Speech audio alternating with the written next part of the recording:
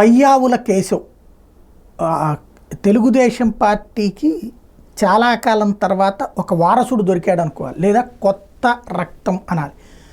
తెలుగుదేశం ఎప్పుడు అధికారంలో ఉన్నా సరే ఆర్థిక శాఖ మంత్రిగా యనమల రామకృష్ణుడే ఉంటూ వచ్చారు. చంద్రబాబు గారు 95 నుంచి అప్పట్లో స్పీకర్ లెక్కలు చూసుకుంటే, ఆ తర్వాత తన ప్రభుత్వం ఏర్పడినప్పటి నుంచి ఆర్థిక శాఖ మంత్రిగా ఆయనే కొనసాగుతూ వచ్చారు.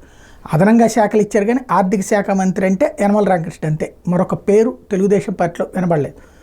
పయ్యావుల కేశవ్ని అంటే యనమల రామకృష్ణ గారిని ఈసారి మంత్రివర్గంలో తీసుకోలేదు, పయ్యావుల కేశవ్కి ఆ శాఖ ఇచ్చారు. తద్వారా భవిష్యత్ వారసుడు దొరికినట్టు ఆర్థిక శాఖకి సంబంధించి. దానికి కారణం ఆయన మొన్న చేసినటువంటి పని.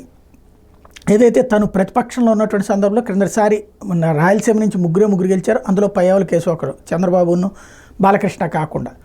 అప్పుడు ఏదైతే కీలకమైనటువంటిది అంటే విపక్షానికి మాత్రమే దక్కేటటువంటి పద్దుల కమిటీ చైర్మన్ పదవి ఆయనకి ఇచ్చారు. తద్వారా ఆయన ఆర్థిక శాఖ మీద పూర్తిగా గ్రిప్ సంపాదించి ఆయా అంశాల మీద సమగ్రమైన నాలెడ్జ్తో మాట్లాడగలిగారు. కాబట్టి ఇప్పుడు ఆర్థిక శాఖ తనకే అప్పగించడమైంది. ఇప్పుడు బడ్జెట్టు వ్యవహారము అంతా కూడా పయ్యావుల కేసుకు. అంటే భవిష్యత్తులో ఇప్పుడు వైసీపీకి బుగ్గన రాజేంద్రనాథ్ రెడ్డి 5 ఏళ్ళు ఫిక్స్డ్గా ఉన్నారు, మధ్యలో కూడా మార్చలేదు. ఎందుకంటే అది అట్లాగే తెలంగాణలో వచ్చేటప్పటికి ఆర్థిక శాఖ రకరకాలైనటువంటి అంశాల కిందకి మారుకుంటూ వచ్చింది.